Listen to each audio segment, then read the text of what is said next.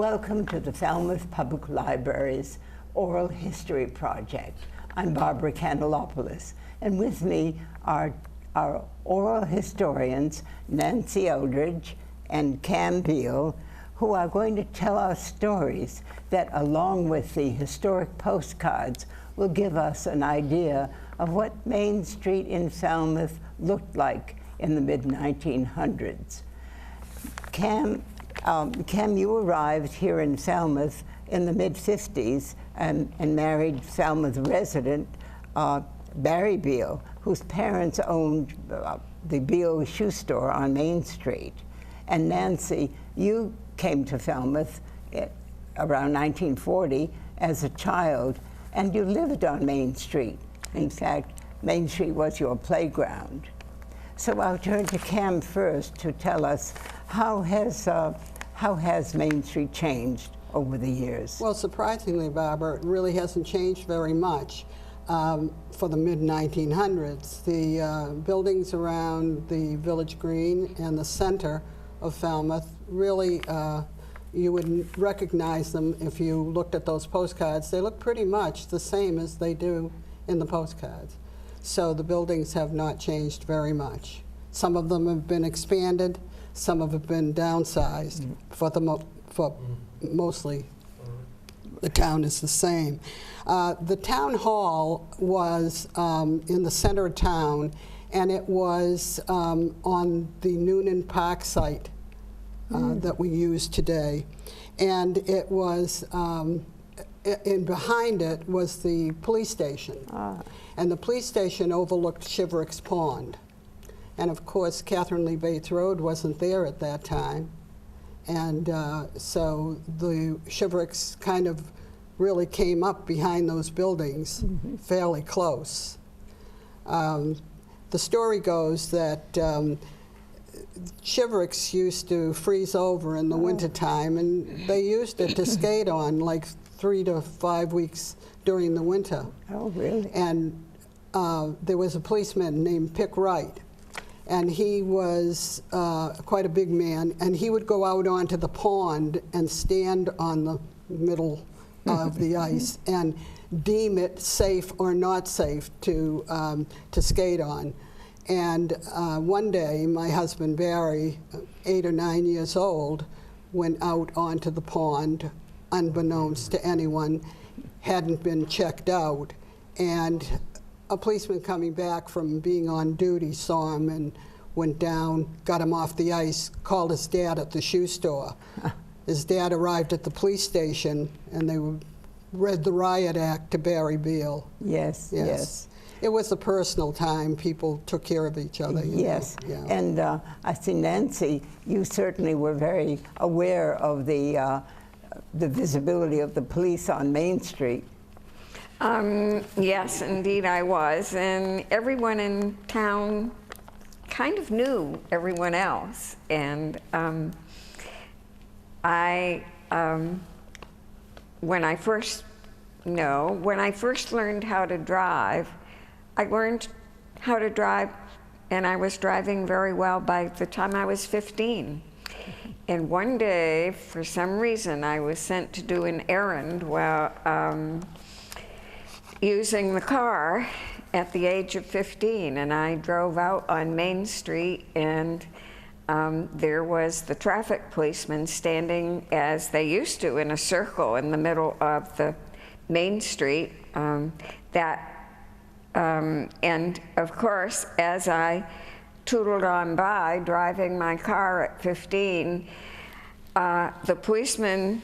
Was it Elmer Wright by any chance? Elmer White. Elmer White, I thank you for reminding me. That Yes. was it. Elmer White yelled, "Hey, what are you doing driving that car? You're only 15. Of course, he knew exactly how old I was. He knew who I was.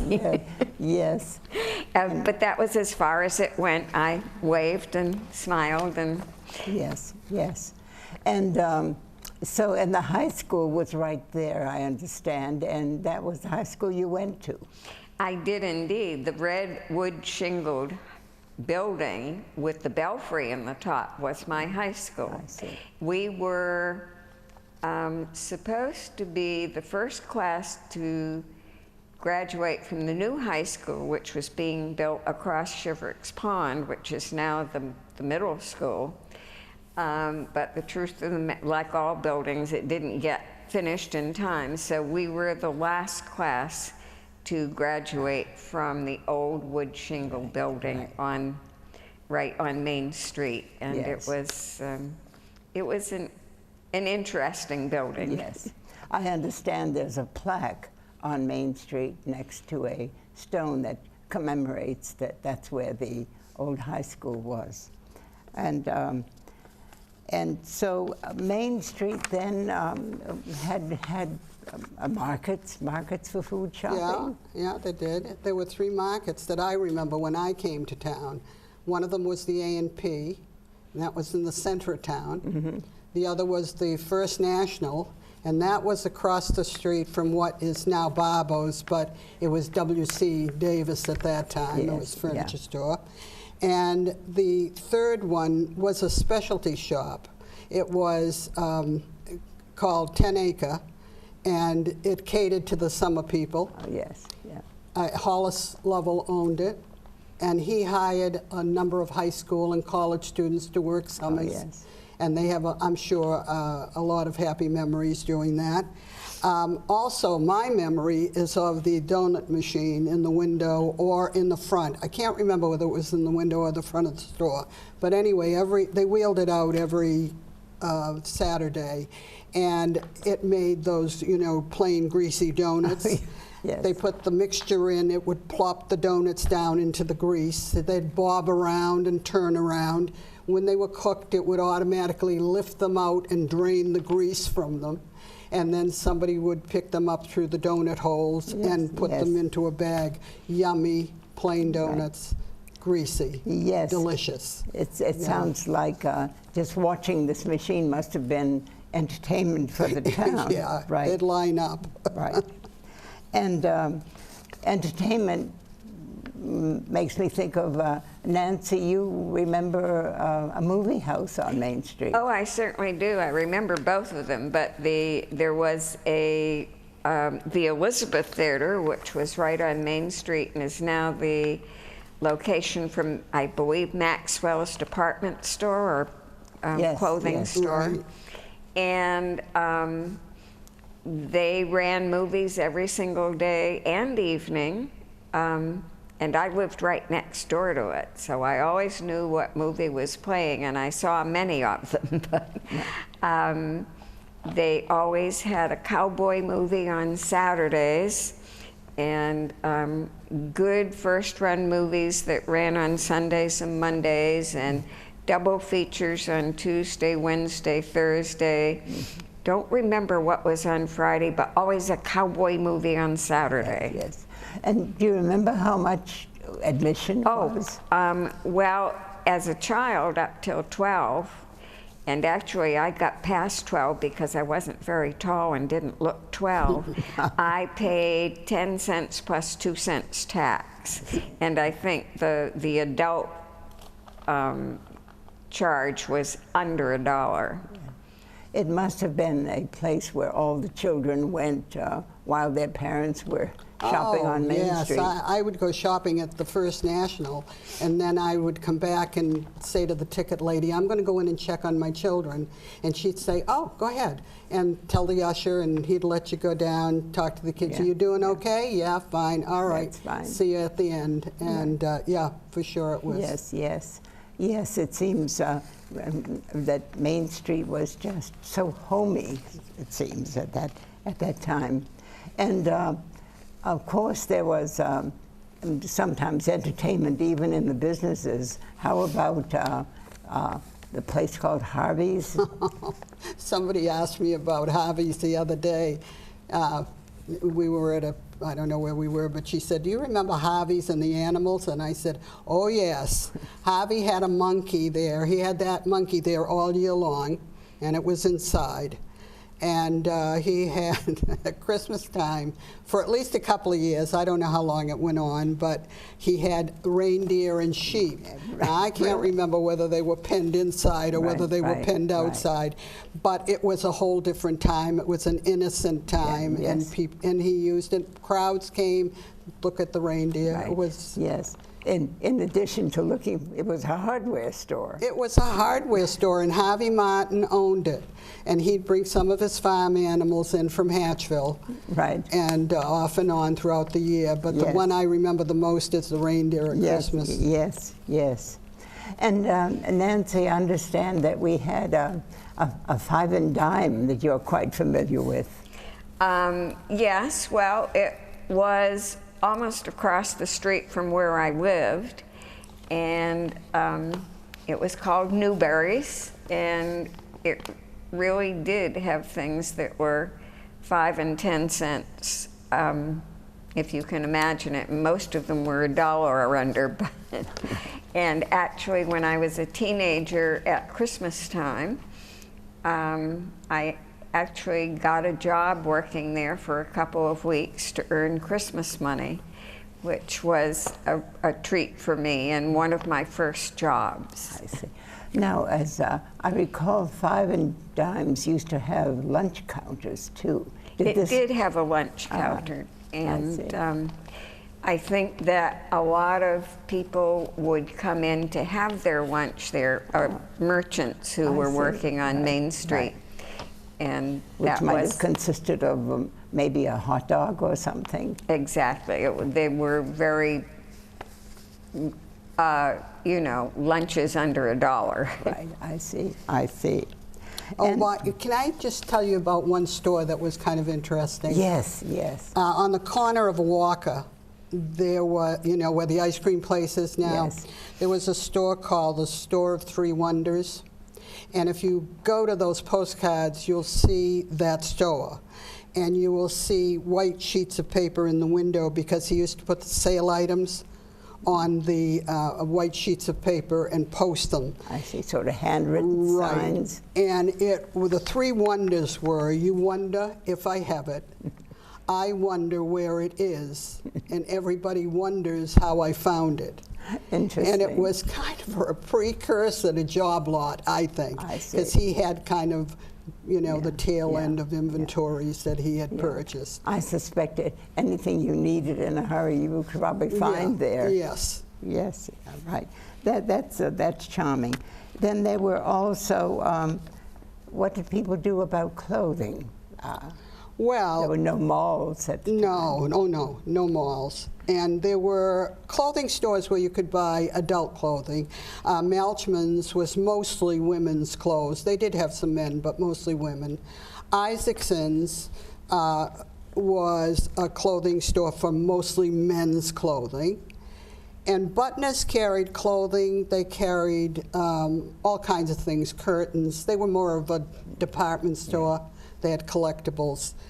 But a lot of people who wanted to buy clothing for their youngsters would get the ferry in Woods Hole and go over to New Bedford, and they would purchase their maybe school clothing for September from Cherry and Webb.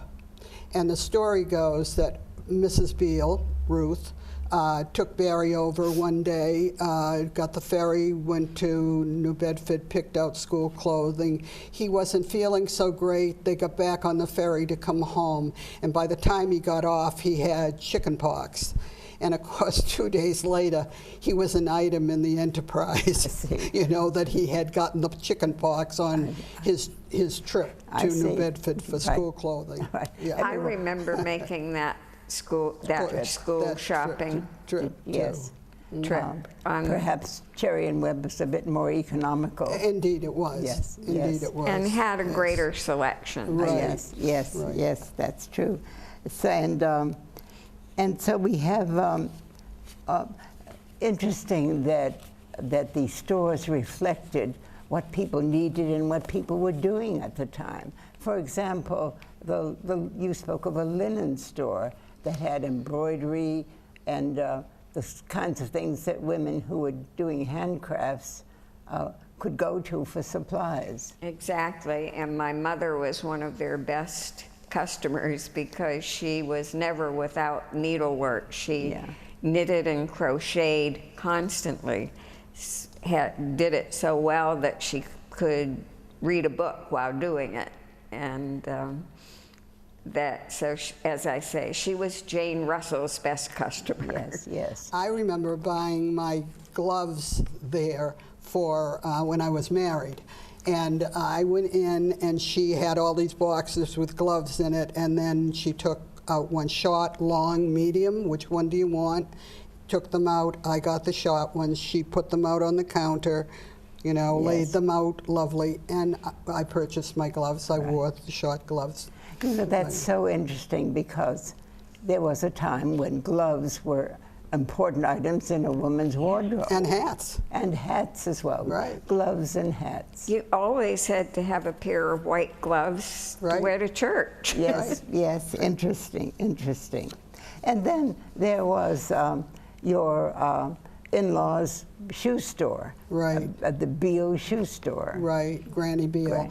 Granny? Right, he was called Granny because his name was Granville, and everybody in town called him Granny Beale. He was on the Board of Trade, which is now the Chamber of Commerce. He was on the board of the Salvation Army, and he was quite active in town and in politics. Yes. He is, however, the shoe store is really quite well known for the X-ray machine. An X-ray machine. Oh, yes. It was considered really a babysitter of the day, because people would go into Mrs. Week's shop, which was next door, and send their children in to gaze down through the X-ray machine to see the bones in their feet. I'm not sure that that would be appropriate today. No. So that was the interesting part of that. Nancy, you have a really interesting story about Granny. Yeah. Yes. Yes, I lived in an old apartment building that is no longer there now, right behind the shoe store, by the back entrance of the shoe store. I'm sure you used to have fun with the X-ray machine. I did, but it didn't come along until I was older. It wasn't there when I was a young child. It was more like when I was a teenager, but I did use it a lot and play with it, nevertheless. It fascinated me as a teenager. So. Yes. So I'm sure that I had my good dose of X-ray. And but I was very fortunate in Granny Beale was a very kind and gentle and wonderful man, and I would bop in and out the back door of the shoe store often. I bopped in and out of many of the Main Street stores because I lived right there near them or by them or behind them or next to them. And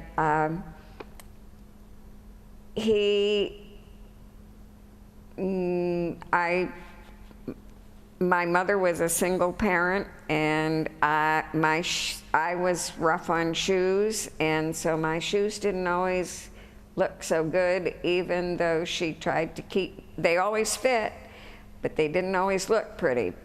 And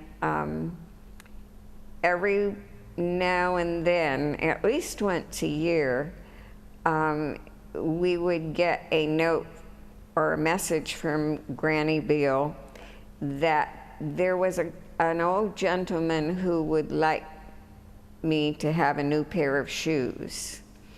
And so I was to come in and choose a pair. And it was always an old, kind old gentleman. Yeah. We might have assumed he was rich, or maybe that was part of his description. But I always went in and picked out any pair of shoes in the store that I wanted. Of course, I was out of college before I figured out it was Granny Beale who was the kind old man. No mysterious benefactor. It was Granny Beale. Yeah, it was. Yes, that It was more personal, wasn't yes, it? much more personal, a smaller population. People tended yes, to yes, do that kind of thing. Yes. And then I have heard mention of an exciting place in town called the Smithsonian. Yeah, that was quite active during the war, actually, and after the war, too. And we used to go from 53 on. But Dan Smith owned it. And he would have what they called the annual venison dinner. Ah. And he would invite all his hunting buddies and some dignitaries from the town, but mostly people from Main Street. And they would go down there and have a night out and enjoy their catch. 10 more minutes. So I just remember that, and I remember the special that they had there, and it was baked potato, filet mignon. I'm looking. Barbara. Yes. Yes. And and canned peas and a free drink. And an alcoholic drink. An alcoholic drink. Right. And it was music. There was lots of music. It was, and townies all showed up, so you always knew someone. Yes. It was a gathering place. Yes, yes, you're right. One of the postcards is so interesting because it's just a plethora of signs, large, small, neon, painted, and a rifle showing guns for sale. Right. Yeah. And tell us about well, that. I think that's interesting because there was, it was an Eastmans block that gun shows up as an advertisement. And I think that there was upstairs, there was Mr. Harvey, who did have a buy and sell antique guns. And so that could have been from him, or it could have been from Eastman, who sold guns and ammunition. And it was interesting because there's so much signage in that one picture, that one postcard, that you know there was no signage law as there is today. Yes, exactly. You know, and nobody questioned. You know, in fact, questioned the fact that there was a gun as an advertisement. Yes. Also, there was speaking of things that would bring into thought today, there was a restaurant called the Wigwam. Oh, and nobody questioned that at that time. Yes. It was a more casual, a more innocent time. Yes, exactly now. And the Eastman's block, isn't there something about how they got their supplies?